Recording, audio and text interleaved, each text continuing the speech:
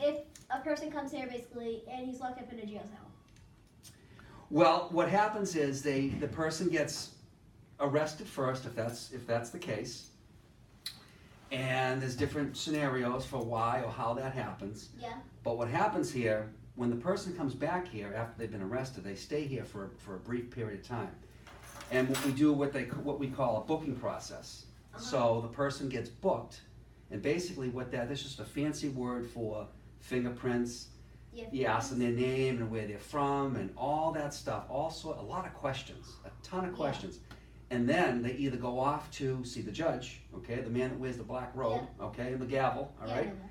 And if they don't go off and see the judge during the daytime, if it's a nighttime that they come here, we have a person called a bail commissioner, okay, who works at the courthouse, okay, and the bail commissioner releases that person. So the person that's under arrest doesn't stay here for a long period of time. So we don't feed them, meals or anything like that. If they're going to be here for, longer than a usual time, sometimes we'll give them some food. What's that? Like a murder or anything?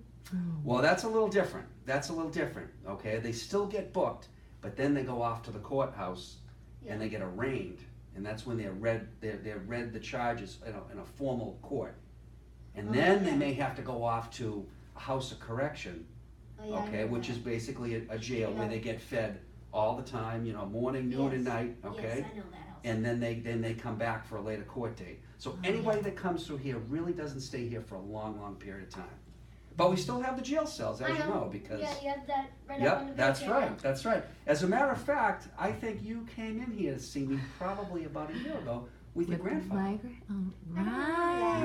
Actually, no. Well, you've gotten in a few times, so they're blurring together. Now that I think of it, I think you brought us in a big box of donuts, which yeah, I think we did. We I appreciate just can't remember. And I remember because I know it sort of jogged my memory because we were talking about the cameras. Oh yeah, and we were talking about the jail cells. Yes. Yeah. See, now you remember. Yeah. Anyways, so have you pulled anybody over today? I haven't today because I just started at 4. 4? So I'm here.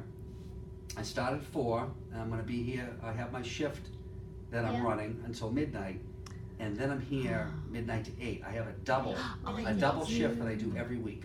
Wow. Yeah. So I'm actually inside for a period of time.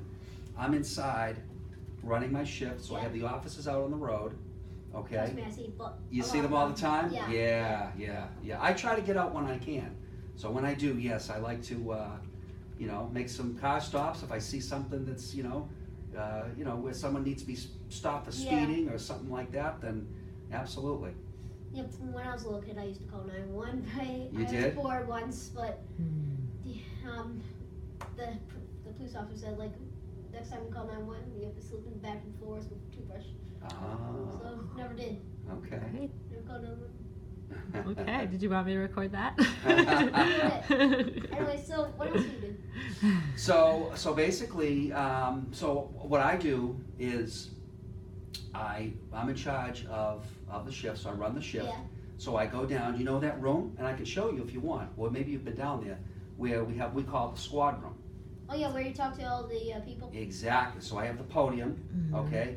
And so what my job is right now, one of my jobs is to be out on the road as the supervisor, okay, in a real marked police car. Yeah. And I assist the other officers on calls if they need a supervisor, if they need a police supervisor. Okay, so I basically back up the other officers if they have a person stopped, a motor vehicle stopped. Oh yeah, like or for different. backup? Yep, exactly. Yeah, I hear what you're saying. So that's what I do when I'm on the road. So, but my responsibility is for my officers out on the road, okay, and the calls that they're handling.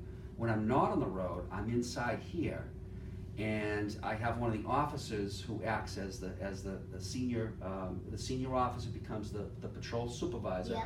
So I know that I have been trusting that officer to assist the other officers on the various calls that they go on. But getting back a little bit to the roll call, what we call roll call in the squad room, when I'm standing up at the podium, I give the officers their assignments, okay? So they wait for me to come down. I tell them where they're gonna be, what part of town they're gonna be in, and what cruiser they have, whether it's gonna be 911, 912, 913 or 4. Oh. Okay, I assign them the Yeah. different cruisers, and I tell them what's going on in the shift. I tell them to be on the lookout for certain things. So maybe we've had a rash of, say, bad guys breaking into cars Yeah, or breaking into houses. yeah. My responsibility is to let my officers know to, be on the lookout for that. This is where this particular part of town where the crime occurred. So that way they're aware of what's going on. Okay. So that's part of my job. Have you ever been to the country jail? County jail? The Yeah, county county jail, jail. yes, Have you ever been to yes, that? yes, I have. I went down there. It was a number of years ago. What's it like in there? Oh, it's not the most friendly place. Is it like people banging on the wall, screaming, trying to get out? Well, you have, there's a lot of that. There's a lot of that, but you have what they call corrections officers. Okay, and the corrections officers are the officers that run the jail, Yeah. and that they keep the jail safe for themselves, for the officers, and for the inmates. The inmates, exactly. Yep. Yeah. So yeah.